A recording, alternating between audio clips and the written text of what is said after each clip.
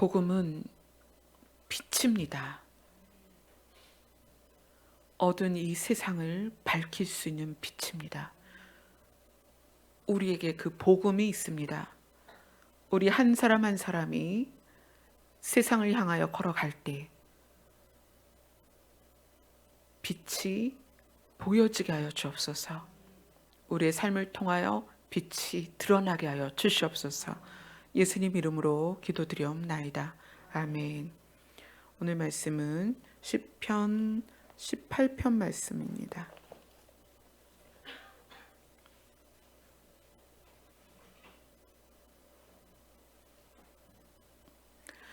시편 18편 31절부터 36절까지 말씀입니다.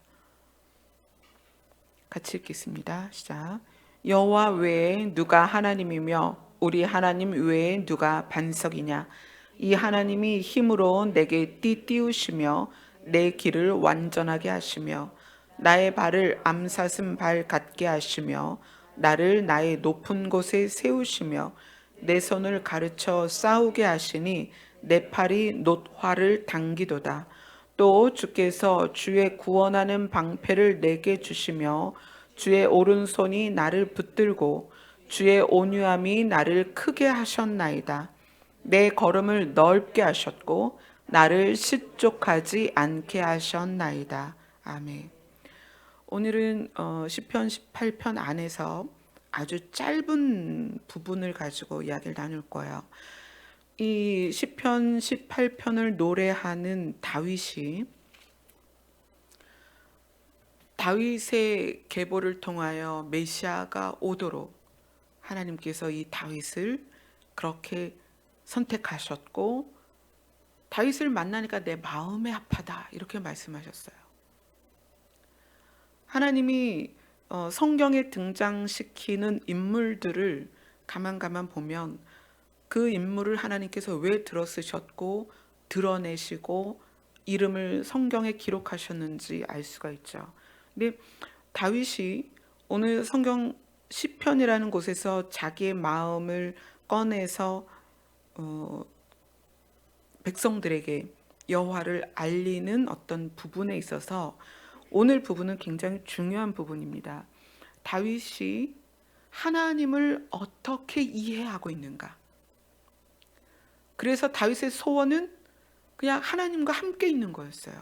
내가 늘 하나님을 바라보고 하나님을 사랑하고 하나님 앞에서 하나님과 독대하는 것, 그것이 다윗의 유일한 소원이었죠. 어떻게 다윗은 그런 소원을 드릴 수 있었을까? 31절부터 36절을 쭉 보면은 두 가지로 나눌 수가 있습니다. 하나님의 능력을 구체적으로 표현한 부분이 있어요. 하나님이 힘이시다. 그래서 내 길을 완전하게 하신다. 나를 암사슴 발같게 하시고 높은 곳에 세우신다. 내 손을 가르쳐서 싸우게 하시는데 내 팔이 놋화를 당기도다. 여러분, 활을 당겨 보셨나요? 여러분, 활 당길 기회가 없으셨죠? 제가 활을 당겨봤습니다. 어디서 당겨봤냐면 구리시장에서 당겨봤어요. 구리시장에 가면 사격도 하고 농구도 하고 그런 곳이 있어요.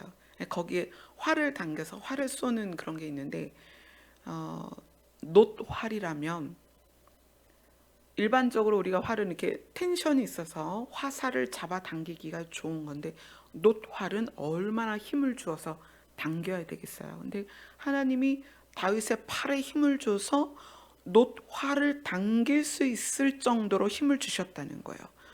그렇게 하시는 하나님이시고, 그러한 하나님이 하시는 역할이 뭐냐면 다윗을 지키는 하나님이신 거예요.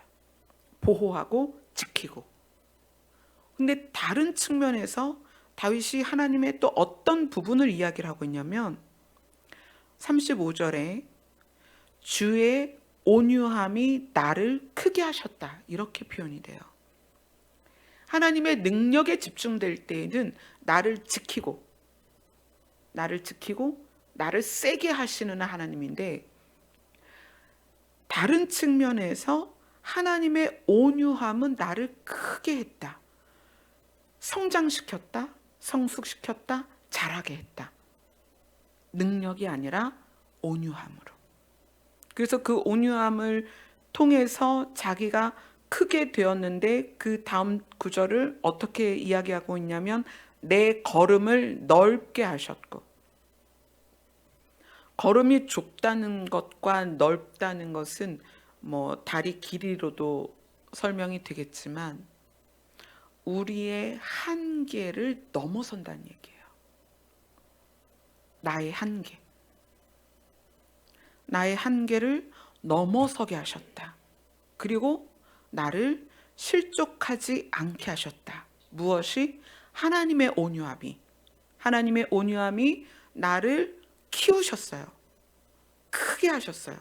나를 크게 하셔서 나의 한계를 넘어서게 했고, 나의 한계를 넘어선 것이 결과적으로 나를 실족하지 않게 하셨다. 그래서 다윗이 바라보는 하나님은 하나님 자신이 가지고 있는 능력과 성품으로 나누어 주었습니다. 그래서 하나님의 능력은 나를 지키고 나를 강하게 했는데, 하나님의 온유함은 나를 성장시켜서 나의 한계를 넘어서게 했고, 나의 한계를 넘어선 것이 결과적으로 나를 실족하지 않게 했다. 이렇게 얘기를 해요. 자, 그러면 그 부분을 이제 구체적으로 한번 우리가 알아봅시다. 베드로 후서로 갑니다. 베드로 후서 1장.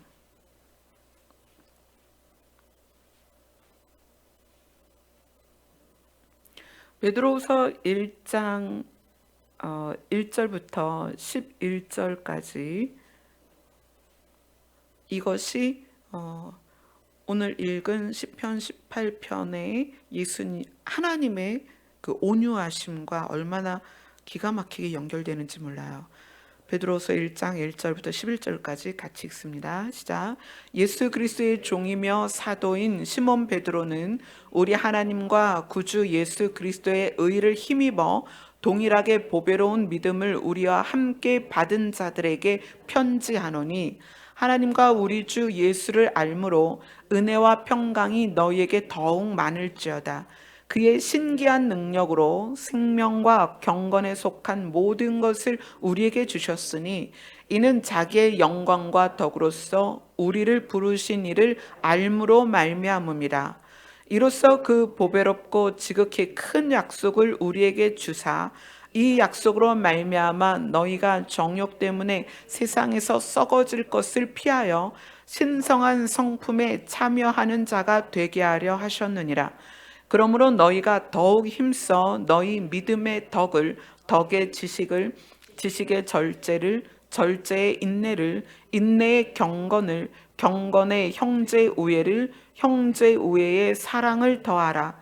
이런 것이 너희에게 있어 흡족한즉 너희로 우리 주 예수 그리스도를 알기에 게으르지 않고 열매 없는 자가 되지 않게 하려니와, 이런 것이 없는 자는 맹인이라.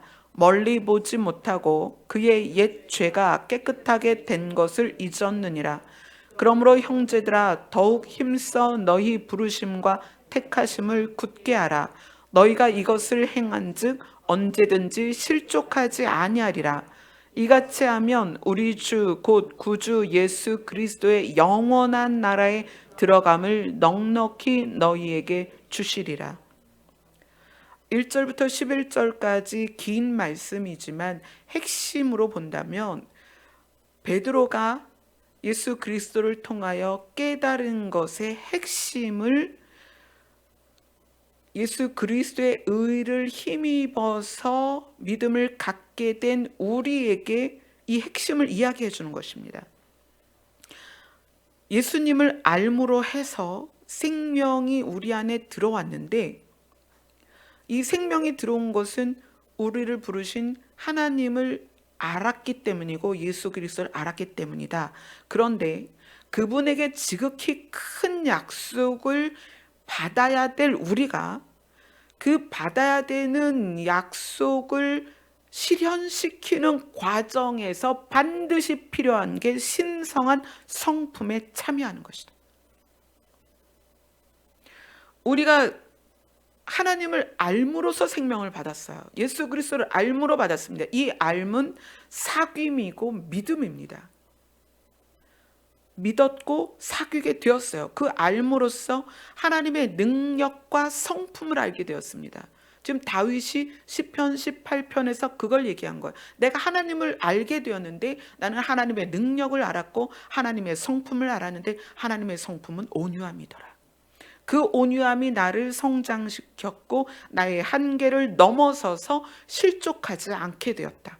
그것을 베드로가 지금 믿는 우리에게 자세히 설명하는 거예요. 우리가 예수 그리스도를 알므로써 그 생명이 우리 안에 들어왔는데 그 생명이 실현되는 그 약속을 우리에게 주신 것이 실현되는 그 과정 안에 반드시 필요한 것이 신성한 성품에 참여하는 것이다. 그 신성한 성품에 참여하는 것에는 과정이 있다. 너희가 믿었느냐? 5절에 보면 너희가 더욱 힘써 너희 믿음에, 자, 하나님을 알게 되었고 예수를 알게 되었어요. 생명이 우리 안에 들어왔고 구원받았다는 걸 알았습니다. 그러면 그 믿음에 덕과 지식과 절제와 인내와 경건과 형제 우애와 사랑을 더하라. 이거는 과정 안에서 무엇이 먼저이든 상관이 없습니다. 결론은 뭐냐면 믿음으로 시작한다면 사랑으로 결론이 나야 된다는 거예요. 그 사이에 어떤 것이 반복되고 어떤 것이 순서가 바뀌어도 상관이 없습니다. 신성한 성품에 참여하는 자는 믿음으로 시작해서 결론이 사랑이다. 그렇게 되었을 때 열매가 있게 되고, 그리고 어떻게 된다? 실족하지 않게 된다. 이 신성한 성품에 참여하는 것을 계속 행하며 살게 되면 우리는 실족하지 않게 된다. 이 실족이 삶에서 좌절하고 낙심하는 실족을 말하는 것이 아니라 약속으로 받은 것을 잃어버리는 걸 말하는 거예요. 그래서 11절에 이같이 하면, 어떻게 하면 신성한 성품에 참여하도록 우리가 힘쓰고 노력하고 이것을 행하면 우리 주 예수 그리스도의 영원한 나라에 들어가게 될 것이다. 지금 베드로가 이야기한 것이 굉장히 중요한 내용이죠. 우리가 구원을 예수 그리스도를 믿음으로 받았지만 그 구원이 실제가 되는 시점까지의 과정에서 우리는 누구든지 실족할 수 있다. 이 실족이라는 건 단순히 좌절하는 것이 아니라, 단순히 시험에 드는 것이 아니라 구원을 이룰 수 있다는 거예요. 그래서 그것을, 구원을 잃지 않게 하기 위해서 요구하는 것이 신성한 성품에 참여하라. 마가복음으로 갑시다. 마가복음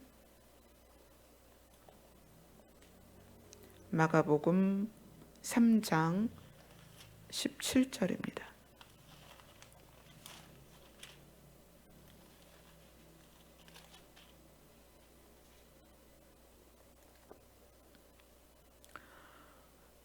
마가복음 3장 17절 같이 읽겠습니다. 시작. 또 세베대의 아들 야고보와 야고보의 형제 요한이니 이 둘에게는 보아너게 곧 우레의 아들이란 이름을 더하셨으며, 세베대의 아들 야고보와 요한 형제입니다. 이 형제가 예수님의 제자로서 이름이 속하게 됐죠. 근데 이들에게 별칭이 있는데 보아너게, 우레의 아들이다. 우레가 뭐예요? 천둥 칠 때 우르릉 꽝꽝 하는 거잖아요. 이 요한이 그러한 별칭을 받았던 사람이에요. 근데 그 요한이 예수님과 동행하면서 예수님의 중요한 자리, 뭐 변화산이라든지 중요한 자리에 늘 요한이 들어있었죠. 예수님께서 굉장히 사랑하는 제자였어요. 이 요한이 과정을 지나면서 예수님을 알아가면서 어떻게 바뀌었는가 요한 1서로 갑니다. 요한일서 3장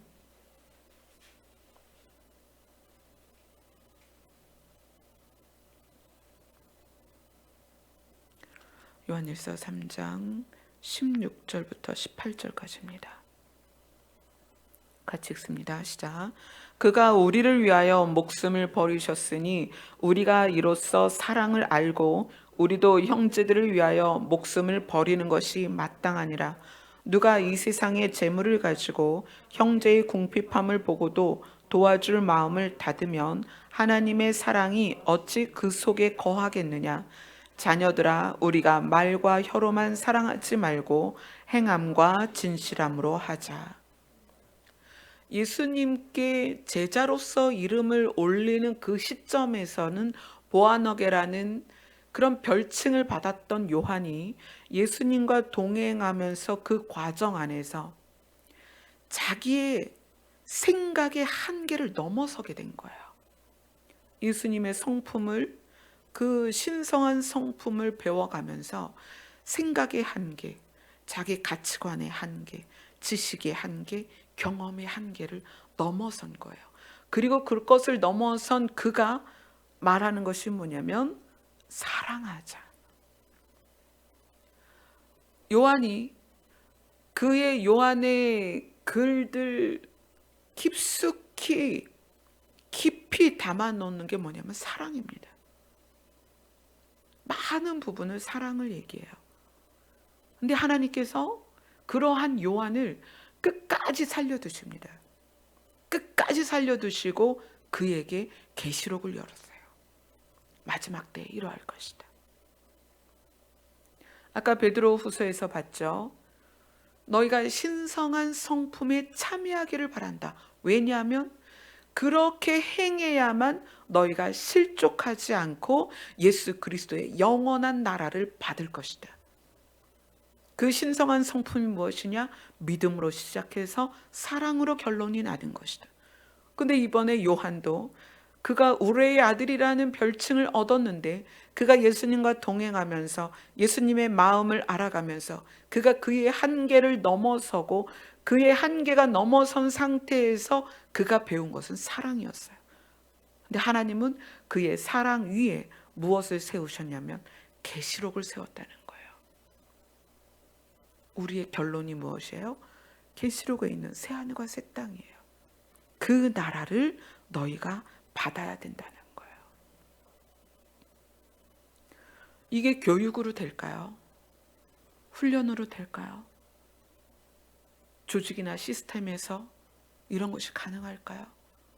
성경은 하나님을 알므로써 가능하다는 거예요.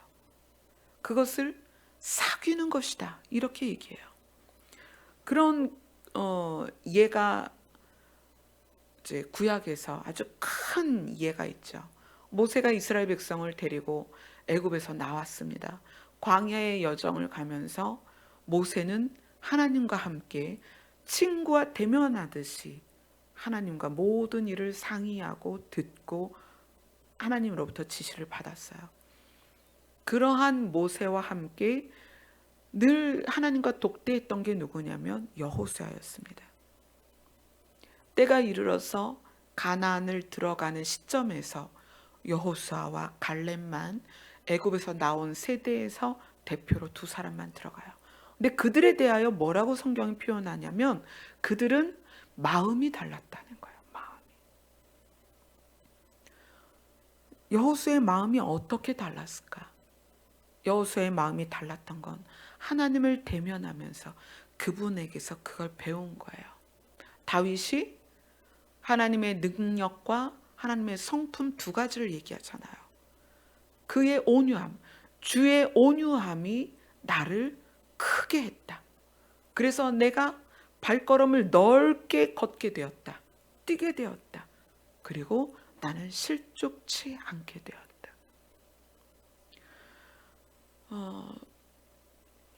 한동안 이제 전화로 상담했던 분이 있어요. 예전에 만나기도 했었는데 그분이 이제 다니는 교회에 대해서 다니시다가 이제 여러 가지 문제가 있어서 나오셨다가 그 교회를 다시 들어가셨어요. 그래서 저한테 그 교회에서 전달되는 어떤 메시지나 어떤 그런 것들을 쭉 녹음을 해가지고 보내셨어요. 이것을 좀 분별을 해주세요. 그래서 카톡으로 받았는데 하나님께서 듣지 말라고 그렇게 말씀하셨어요. 듣지 말고 이제 이렇게 전해라. 그 집사님에게 분명히 문제가 있었고 불미스러운 일이 있어서 거기에서 나왔다가 거기에 다시 들어갈 때 집사님의 기대가 무엇입니까? 집사님 뭘 기대하셨습니까? 기대가 무엇입니까? 거기 다시 들어가셔서 3월 달에 들어가셔서 지금 11월이니까 꽤 다니신 거잖아요. 다니시면서 또 부닥치는 너무 많은 일들이 있는 거예요. 마음이 상하고 심령이 상하고 도무지 이해할 수 없는 그런 모습들을 보면서 또 괴로우신 거예요. 그래서 저에게 연락이 온 거예요. 집사님이 거기에 다시 들어갔을 때 무엇을 기대하고 들어가셨는가? 그랬더니 거기에서 마치 그런 거죠. 여기에 오면 내면을 치유하고, 그러니까 내면을 처리하고 해결하고, 그래서 기름 부음이 주어져서 또 그 은혜가 임하고 어떤 그런 것을 해줄 수 있다.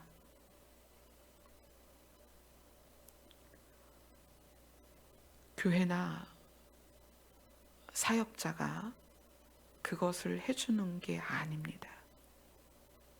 은혜나 기름 부음이나 은사나 능력은 하나님께로부터 옵니다. 그러니까 하나님께서 뭘 말씀하시고자 하는 거냐면 그 집사님에게 어떠한 것을 기대하고 가는 것 자체를 뭐라고 하시는 거예요. 교회에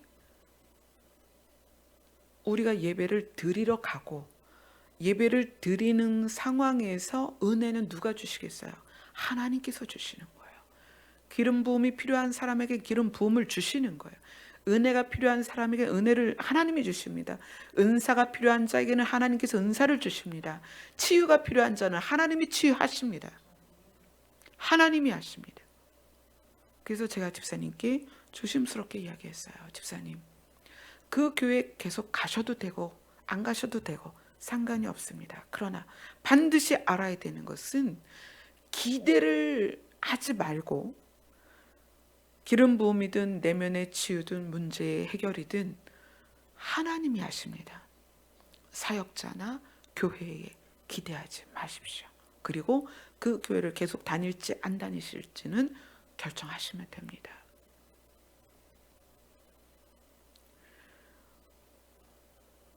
우리가 하나님을 향해서 무엇을 구하고 있는지도 우리가 봐야 돼요. 하나님의 능력은 우리를 강하게 하시고 하나님의 능력은 기적을 베푸십니다. 이스라엘 백성이 광야에서 본 기적은 초자연적인 기적이었어요. 일반인들이 평생 살아도 볼 수 없는 기적을 그들이 광야에서 지나가면서 보았습니다. 그러나 그것이 가나안을 들어갈 수 있도록 했느냐? 아니요, 그렇지 않습니다. 그러한 기적이 우리의 마음을 바꾸는가? 그렇지 않습니다. 우리의 마음을 바꾸는 것은 하나님의 성품 안에 우리가 들어가는 것밖에 없어요. 그런데 오늘 성경이 뭘 얘기하고 있냐면 신성한 성품에 참여하는 자가 실족치 않을 것이다. 실족하지 않아야 구주 예수 그리스도의 영원한 나라를 받을 수 있다. 아멘. 우리 교회가 추구하는 바는 그거예요. 여러분이 믿음이 없어서 이곳에 오실 게 아니에요. 다 믿음이 있습니다. 예수 그리스도로 말미암아 의인이라 칭함을 받았습니다. 그러한 우리가 무엇을 해야 된다? 신성한 성품에 참여해야 된다. 언제까지? 우리가 받은 약속이 우리에게 실제가 되고 실현이 되는 그날까지 우리는 계속 신성한 성품 안에서 그것을 행하는 자. 베드로 후서에서 그렇게 말했죠. 그것을 행하는 자는 실족하지 않을 것이고 그 자는 어떻게 그 주 예수 그리스도의 영원한 나라를 받게 될 것이다. 아멘. 자, 오늘 본문 다시 한번 봅시다. 시편 18편 31절로 36절 다 같이 읽겠습니다. 시작. 여호와 외에 누가 하나님이며 우리 하나님 외에 누가 반석이냐. 이 하나님이 힘으로 내게 띠띠우시며 내 길을 완전하게 하시며 나의 발을 암사슴 발 같게 하시며 나를 나의 높은 곳에 세우시며 내 손을 가르쳐 싸우게 하시니 내 팔이 놋화를 당기도다. 또 주께서 주의 구원하는 방패를 내게 주시며 주의 오른손이 나를 붙들고 주의 온유함이 나를 크게 하셨나이다. 내 걸음을 넓게 하셨고 나를 실족하지 않게 하셨나이다. 아멘. 이것은 우리를 구원으로 인도하시는, 실족하지 않고 하나님의 나라에 들어갈 수 있는 방법은 무엇이다? 우리가 하나님을 알고 믿은 다음에 주의 온유함 깨달아서 그의 성품으로 살아가는 것, 그것이 우리를 실족치 않게 하는 방법입니다. 그래서 여러분들은 신앙생활 안에서 집중해야 되는 부분이 사건과 사고가 있을 때 내가 어떻게 반응하는가, 사람들과의 관계 안에서 갈등이 있을 때 내가 어떻게 반응하는가, 어떤 상황에서 내 마음에서 무엇이 일어나는가, 그리고 내가 사람을 대할 때 나의 태도가 어떤가, 이런 것들을 면밀히 보셔야 돼요. 눈빛, 표정, 말투. 그 다음 사실 눈빛, 표정, 말투를 훈련으로 가식적으로는 얼마든지 만들 수 있어요. 그러면 갈등이 있을 때 내 안에서 어떻게 일어나는가, 내 마음이, 그걸 보세요. 여러분이 싸워야 될 것은 그것과 싸우는 거예요. 나의 내면과. 그래서 어떻게 베드로가 이야기한 것처럼 신성한 성품에 참여하는 자, 그가 실족치 않을 것이다. 아멘. 아멘. 우리 찬송합시다.